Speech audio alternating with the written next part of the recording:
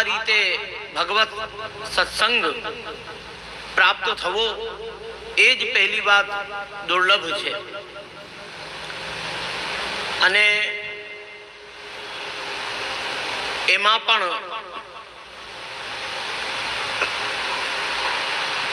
અમારા ધવલભાઈ શાસ્ત્રીજી, તો એમના ઉપર શ્રી મહાપ્રભુજીની કૃપા છે ને શ્રી આચાર્ય ચરણે આપે આજ્ઞા પણ એવી જ કરી છે કે શ્રીમદ ભાગવતજી વૈષ્ણવના મુખે શ્રવણ કરે. આપણને મજા આવે. આ ભાગવતજી મનોરંજનનો વિષય નથી. ઘણાને એવું હોય કે એવા શાસ્ત્રીજીને લઈ આવે કે જે પછી આખી કથા દરમિયાન ધોળ જ સંભળાવે, ગીતો જ ગાયા કરે. જે રસ છે એનો પાન થાય જ નહીં. વસ્તુતઃ આ અમૃત છે, રસ છે.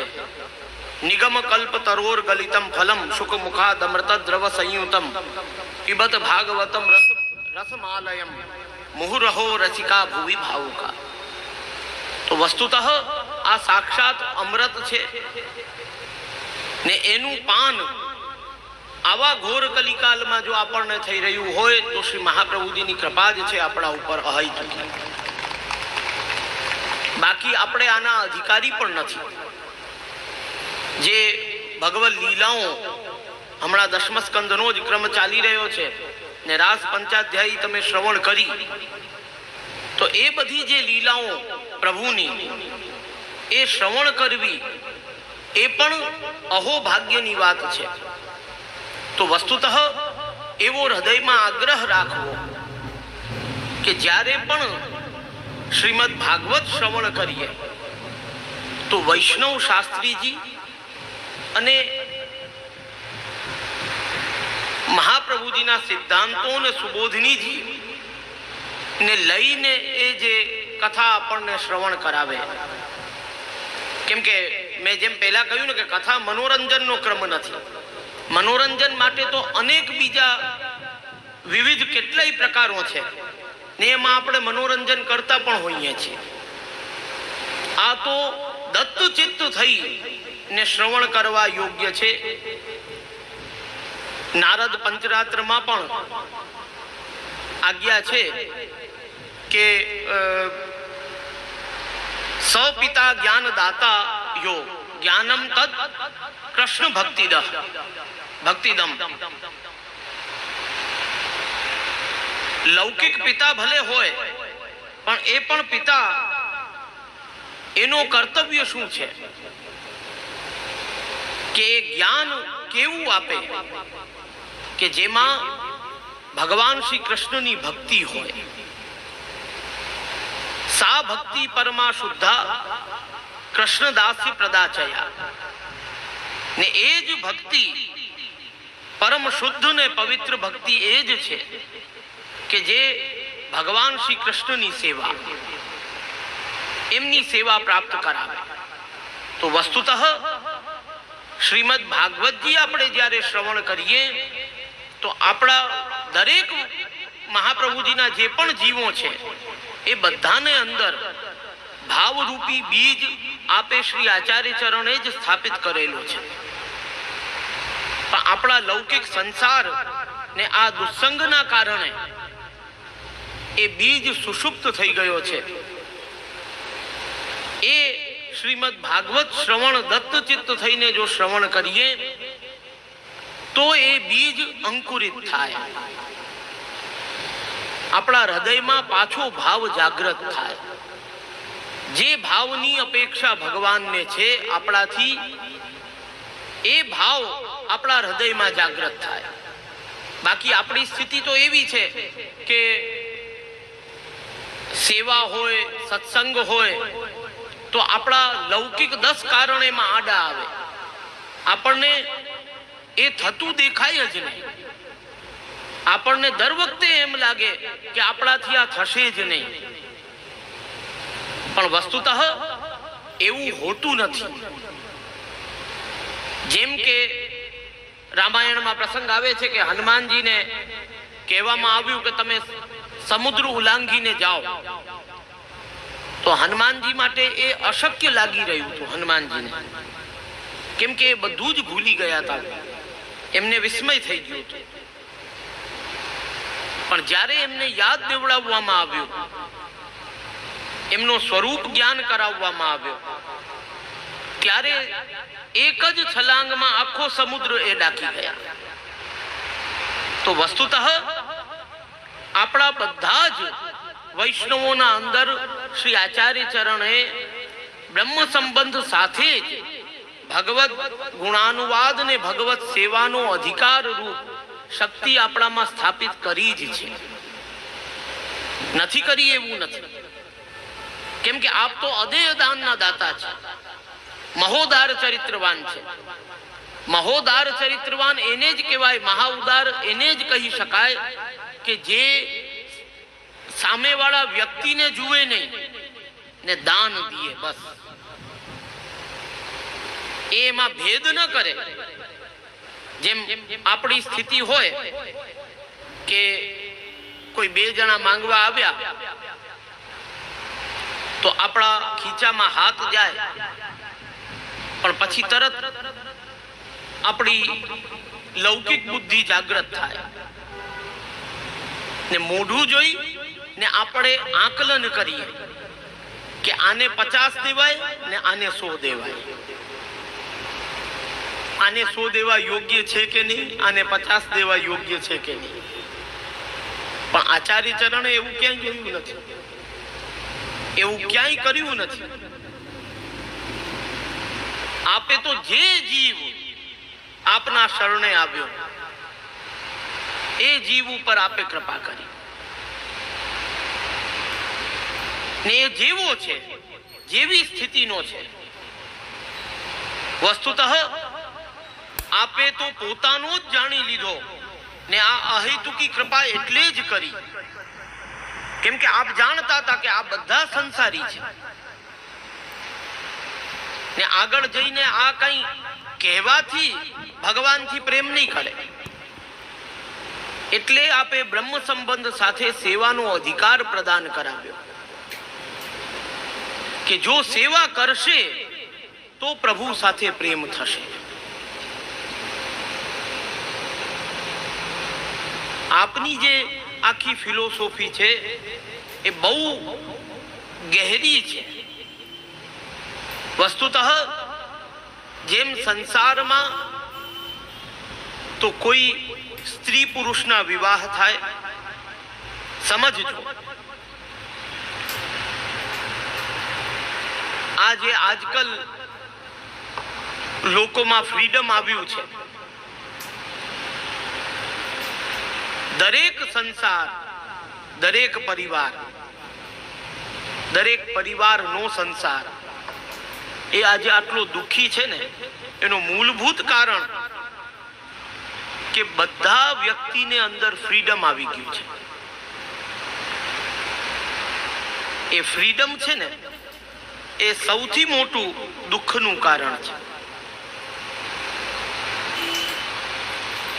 આપે જે માર્ગ બતાવ્યો છે ને એ ફ્રીડમનો નથી. નામશ્રવણથી તો શરણ પ્રાપ્ત થાય, એ જીવના અંદર એ સંસ્કાર પ્રાપ્ત થાય કે તું ભગવાન શ્રી કૃષ્ણના શરણે છો, તારું શરણ સ્થાન શ્રી કૃષ્ણ શરણ મમ, તારું શરણ સ્થાન ભગવાન શ્રી કૃષ્ણના ચરણારવિંદ છે. એટલે પહેલું ફ્રીડમ ત્યાં જ ખતમ થઈ ગયું. એનું બીજું નિવેદન આપે કરાવ્યું, એનું આત્મસમર્પણ કરાવ્યું બ્રહ્મ સંબંધ સાથે. તો ત્યાં સ્વામી રૂપ ભગવાન આપ બિરાજમાન થયા ને જીવ એમનો સેવક, એમનો દાસ થઈ ગયો. ત્યાં એનો બિલકુલ જ ફ્રીડમ ખતમ થઈ ગયો. ને પછી એના ઉપર સેવા પધરાવી. હવે આ તમારા સંસારમાં થઈ શું રહ્યું છે એ સમજજો કે વ્યક્તિ માત્ર આજે બિલકુલ સ્વતંત્ર થઈ ગયો છે, કોઈના ઉપર નિર્ભર નથી, એને કોઈની પરવા નથી. નિર્ભર ન રહેવું એનો બીજો પર્યાય જ ઈ છે કે એને પરવા નથી, કોઈની પરવા ન કરે, બિલકુલ સ્વતંત્રતા. આજે આ પાશ્ચાત્ય સંસ્કૃતિ છે જે આપણામાં આવી રહી છે.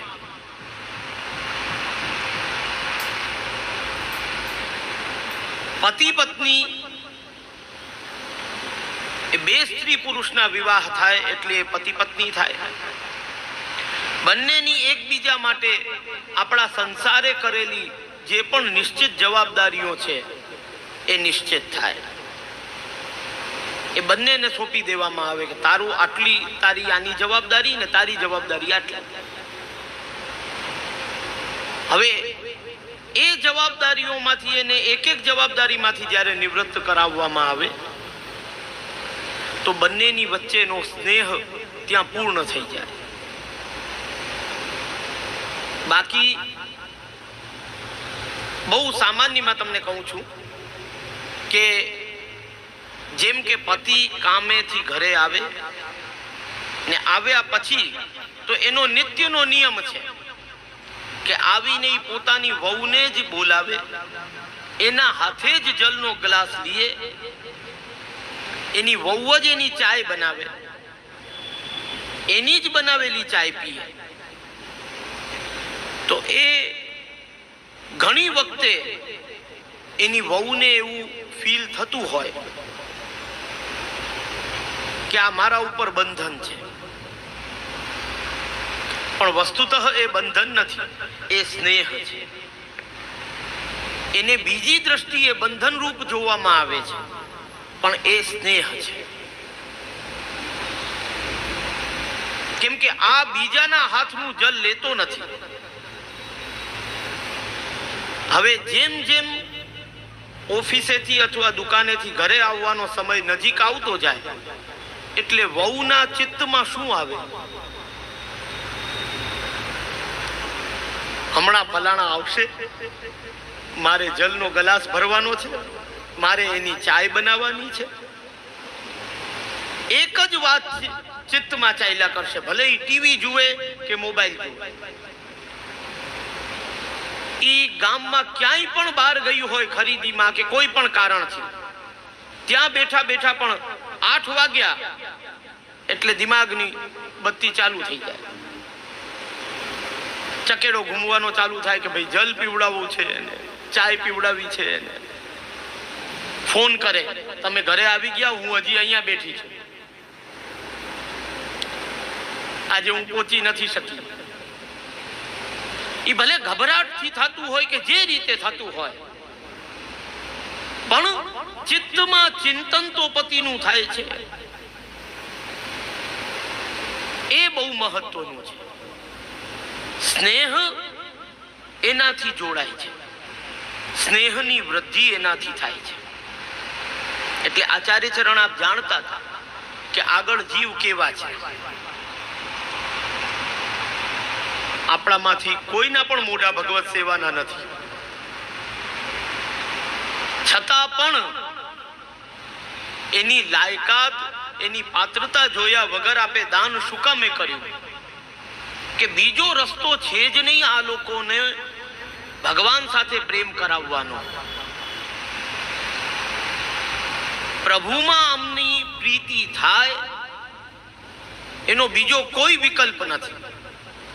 આ જ વિકલ્પ છે કે એમને ભગવત સેવા પધરાવી આપો, ને ભગવત સેવા પધાર્યા પછી તો જેમ કે ઘરે તમારે પ્રભુ સેવા બિરાજતી હોય, બીજે દિવસે સવારે તમારે 9 વાગ્યામાં ક્યાંક લૌકિક કાર્યથી જવું છે તો આગલા દિવસે ભગવત સેવાની ચર્ચા તમારે બે પતિ પત્નીની વચ્ચે ચાલુ થઈ જાય. પતિ જેમ પોતાની પત્નીને કહે કે કાલે આપણે 9 વાગે ફલાણાના ત્યાં જવાનું છે પ્રસંગમાં, એટલે ઓલી તરત બોલે કે 9 વાગે તો કેમ પહોંચાય, ઠાકોરજીને જગાડવા છે, સેવા કરવી છે, ઘરનું આ કામ કરવું છે, ઓલું કરવું છે, એમાં વારે વારે પ્રભુને જગાડવા. હવે એ સમયની સેટિંગ દિમાગમાં ચાલુ થાય તો વસ્તુતઃ ભલે આપણે એ સ્નેહથી પ્રેમથી ભગવાનને ભલે યાદ ન કરી શકીએ, પણ આપણું ચિત્ત એમાં પ્રવણ તો થાય કોઈ પણ કારણથી, કોઈ પણ સ્વરૂપે. તો એ જ ચેતસ્તત પ્રવણમ સેવા, જે આચાર્ય ચરણ આપ આજ્ઞા કરે છે. ચેતસ્તત પ્રવણમ સેવા, પ્રભુમાં ચિત્તને પ્રવણ કરો ને સેવા કરો. તો આ એક પ્રવણનો જ પ્રકાર છે. ચિત્ત ભગવાનમાં પરોવવાનો જ પ્રકાર છે કે તમે 2 દિવસ પહેલાથી કે જ્યારથી પ્રસંગની પત્રિકા આવી ત્યારથી દિમાગમાં ઘડવા માંડો કે હું એ દિવસે સેવા કેમ પહોંચીશ, ને પાછી જઈને આવીને પાછું સેવાનો ક્રમ કેમ થશે, એ દિવસે શું કરું કે જલ્દી સેવા પહોંચાઈ જાય. આ બધી જે ગોઠવણું છે એ જ પ્રભુમાં ચિત્તની પ્રવણતા છે. ને પ્રભુને પણ એ જ અપેક્ષિત છે જે ભગવાન ગીતાજીમાં આજ્ઞા કરે છે કે મયી સર્વમિદં પ્રોતમ સૂત્રે મણિગણાઇવ. જેમ એક દોરાને અંદર મણિયું પોરવાઈ જાય એમ જીવ મારામાં પોરવાઈ જાય. ભગવાન એ જ ઈચ્છે છે. ને આચાર્ય ચરણે કૃપા વિચારીને આપણને એ જ માર્ગ બતાવ્યો છે. એ જ ભક્તિ માર્ગ, પુષ્ટિ ભક્તિ માર્ગ છે, જેમાં આપણો કૃપા કરીને અંગીકાર કર્યો છે. વિશેષ સમય ન લઈ હજી કથા શ્રવણ કરવાની છે, પણ શ્રીમદ ભાગવતજી આ કલિકાલમાં એક રસ્તો છે આપણા માટે પ્રભુમાં પ્રેમ કરવાનો.